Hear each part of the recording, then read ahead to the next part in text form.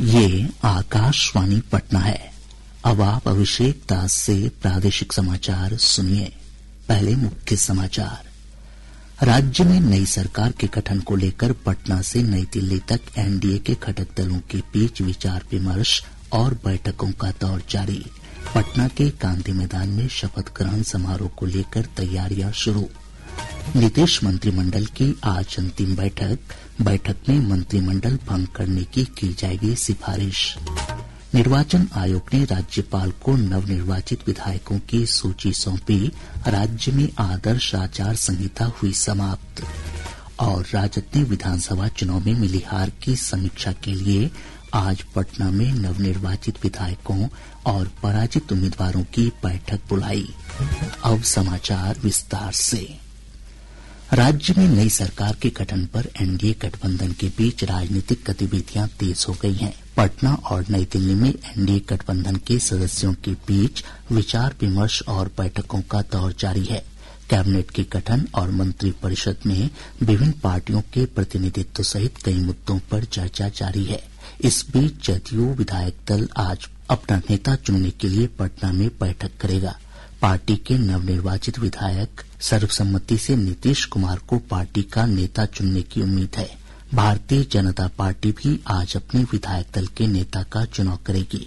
इसके बाद एनडीए की बैठक का आयोजन किया जाएगा। आज ही एनडीए के नवनिर्वाचित विधानसभा सदस्यों की बैठक होने की भी संभावना है। इसके बाद एनडीए अपने नेता का चुनाव करेगा और नई सरकार के गठन के लिए दावा पेश करेगा। एक रिपोर्ट। एनडीए के विधायक दल का नेता चुने जाने के बाद ही नई सरकार के गठन का दावा पेश किया जाएगा।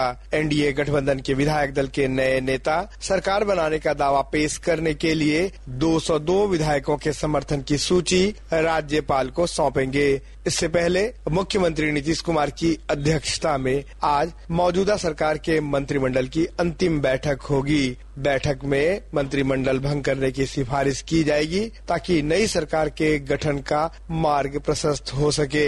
इसके बाद मुख्यमंत्री नीतीश कुमार राजभवन जाकर राज्यपाल को अपना इस्तीफा सौंपेंगे। इधर नई सरकार के शपथ ग्रहण की तैयारियां भी शुरू हो गई हैं। पटना के ऐतिहासिक गांधी मैदान में शपथ ग्रहण समारोह आयोजित किया जाएगा, जहां राज्यपाल आरिफ मोहम्मद खान नए मुख्यमंत्री और मंत्रिमंडल के अन्य सदस्यों को शपथ दिलाएंगे। शपथ ग्रहण समारोह 20 नवंबर को होने की संभावना है। धर्मेंद्र कुमार राय, आकाशवाणी समाचार, पटना। जदयू के कार्यकारी अध्यक्ष संजय कुमार झा ने कहा कि सरकार के गठन को लेकर घटक दलों के बीच बातचीत जारी है। पटना में संवाददाताओं से बातचीत में श्री झा ने कहा कि जल्द ही सरकार के गठन की प्रक्रिया शुरू हो जाएगी। बातचीत चल रही है, जल्दी सब बात सामने आ जाएगा। बिल्कुल फास्ट पेस पे है सब कुछ, सब जगह बातचीत चल रही है और मुझे लगता है जल्दी ही सरकार के गठन का प्रक्रिया शुरू होगा। हिन्दुस्तानी आवाम मोर्चा के संरक्षक और केंद्रीय मंत्री जीतन राम मांझी ने कहा है कि वे राज्य में एनडीए की नई सरकार से किसी प्रकार की कोई मांग नहीं करेंगे। पटना में संवाददाताओं से बातचीत में श्री मांझी ने कहा कि नीतीश कुमार ही सरकार का नेतृत्व करेंगे। हमारे बारे में, हमारी पार्टी के बारे में इतना बात जान लीजिए कि हम लोग मंत्रिमंडल में आने के लिए, विभाग लेने के लिए कभी प्रेशर नहीं डाला है अपने संगठन पर।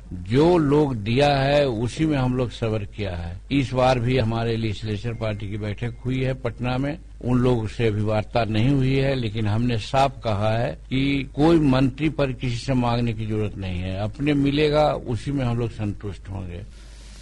भाजपा के वरिष्ठ नेता सैयद शाहनवाज हुसैन ने कहा कि राज्य की नई सरकार लोगों की अपेक्षाओं पर खरा उतरने का पूरा प्रयास करेगी। श्री हुसैन ने कहा कि चुनाव के दौरान जो भी वायदे किए गए हैं उसे पूरा किया जाएगा। देखिए, एनडीए की भारी जीत बिहार में हुई है। जल्द ही सरकार बनेगी। एनडीए की सरकार 5 साल के लिए बनेगी और एनडीए लगातार 25 साल पूरा करेगा। जिस तरह बिहार की जनता ने यकीन के साथ वोट दिया है, उस यकीन पे हम लोग खड़े उतरेंगे। पूरी ताकत से बिहार के विकास में, बिहार में उद्योग और रोजगार लगे, इसके लिए प्रधानमंत्री ने जो वादा किया है उस वादे पर खड़ा उतरने की कोशिश की जाएगी।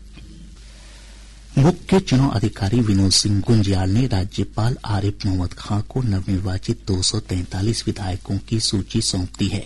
इस सूची में एनडीए के 202, महागठबंधन के 34, एआईएमआईएम और बहुजन समाज पार्टी सहित सभी नवनिर्वाचित विधायकों के नाम शामिल हैं। श्री कुंजियाल ने बताया कि राज्य में आदर्श आचार संहिता हटा ली गई है। इस संबंध में केंद्र सरकार के कैबिनेट सचिव और राज्य के मुख्य सचिव को पत्र भेज दिया गया है। राष्ट्रीय जनता दल विधानसभा चुनाव में मिली हार की आज समीक्षा करेगा। इसके लिए पार्टी ने नवनिर्वाचित विधायकों और पराजित उम्मीदवारों की पटना में बैठक बुलाई है। तेजस्वी प्रसाद यादव के आवास पर होने वाली इस बैठक में चुनाव परिणामों तथा संगठनात्मक गतिविधियों से जुड़े सभी बिंदुओं की समीक्षा की जाएगी। इस दौरान पार्टी के अन्य वरिष्ठ नेता भी मौजूद रहेंगे। विकासशील इंसान पार्टी प्रमुख मुकेश सहनी ने कहा है कि उनकी पार्टी विधानसभा चुनाव में मिली हार की समीक्षा करेगी। पटना में संवाददाताओं से बातचीत में श्री सहनी ने कहा कि महागठबंधन पूरी मजबूती के साथ विपक्ष की भूमिका निभाएगा।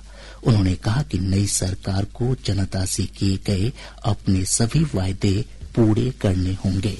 ऐसे चुनाव में तो कई तरह का फैक्टर होता है, हार के लिए कई फैक्टर होता है, जीत के लिए। तो इस पे विशेष हम लोग चर्चा करेंगे और हम लोग मजबूती से लोकतंत्र को बचाने के लिए मजबूती से 2029 के लिए अभी हम लोग तैयारी करेंगे और राज्य में बदलाव आएगा। और जो सरकार ने जीविका दीदी से वादा किया कि 2 लाख रुपए हम देंगे, ये पहला किस्त है, 10,000 रुपए दिए हैं, 1,90,000 और देंगे। वो सरकार से मैं आग्रह करता हूँ जल्दी से जल्द दे। जानी मानी अभिनेत्री नीतू चंद्रा को बिहार के लिए चुनाव आयोग के स्वीप आइकॉन की सूची से हटा दिया गया है। मुख्य निर्वाचन पदाधिकारी कार्यालय ने ये कार्रवाई की है। एक समाचार चैनल ने नीतू चंद्रा का एक खास राजनीतिक दल के पक्ष में अपनी बात कहते हुए समाचार प्रसारित किया था। मामला संज्ञान में आने पर ये कार्रवाई की गई है। प्रादेशिक समाचार आप आकाशवाणी पटना से सुन रहे हैं। ताजा समाचारों के लिए आप हमारे एक्स हैंडल AIR News _ पर जा सकते हैं। राज्य के 13 जिलों के आंगनवाड़ी केंद्रों के लगभग 15 लाख बच्चों के बीच पहले चरण के तहत दिसंबर महीने में पोशाक का वितरण किया जाएगा। जीविका के मुख्य कार्यपालक पदाधिकारी हिमांशु शर्मा ने बताया कि विधानसभा चुनाव के कारण पोशाक तैयार करने का काम बंद था। उन्होंने बताया कि बच्चों को मार्च महीने तक 2-2 सेट कपड़े उपलब्ध करा दिए जाएंगे। पटना के मोइनुल हक स्टेडियम में खेले जा रहे रणजी ट्रॉफी प्लेट ग्रुप के एक मैच में मिजोरम ने बिहार के खिलाफ कल पहली पारी में 377 रन बनाकर दिन का खेल समाप्त किया। मेहमान टीम मिजोरम की ओर से अरमान जाफर ने 178 रनों की नाबाद पारी से टीम को मजबूत स्थिति में ला दिया है।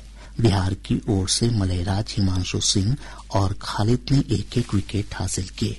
इधर बीसीसीआई की ओर से आयोजित बिहार अंडर-19 ट्रॉफी के एलीट ग्रुप मुकाबले के पहले दिन बिहार ने दिल्ली के खिलाफ खेलते हुए 6 ओवर में 6 विकेट के नुकसान पर 24 रन बनाए हैं। टीम दिल्ली से 254 रन पीछे है।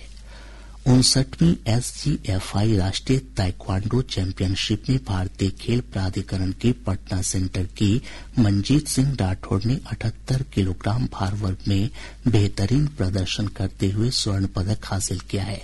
प्रतियोगिता में मनजीत ने चंडीगढ़, कर्नाटक, हरियाणा और CBSE के खिलाड़ियों को हराते हुए फाइनल में जगह बनाई। पश्चिम चंपारण जिले के लौरिया थाना क्षेत्र अंतर्गत राष्ट्रीय राजमार्ग संख्या 727 पर विष्णुपुरवा गांव के पास एक सड़क हादसे में 3 लोगों की मौत हो गई, जबकि 16 गंभीर रूप से घायल हो गए। प्राप्त जानकारी के अनुसार कल देर रात एक तेज रफ्तार कार अनियंत्रित होकर बारात में घुस गई, जिस कारण ये हादसा हुआ।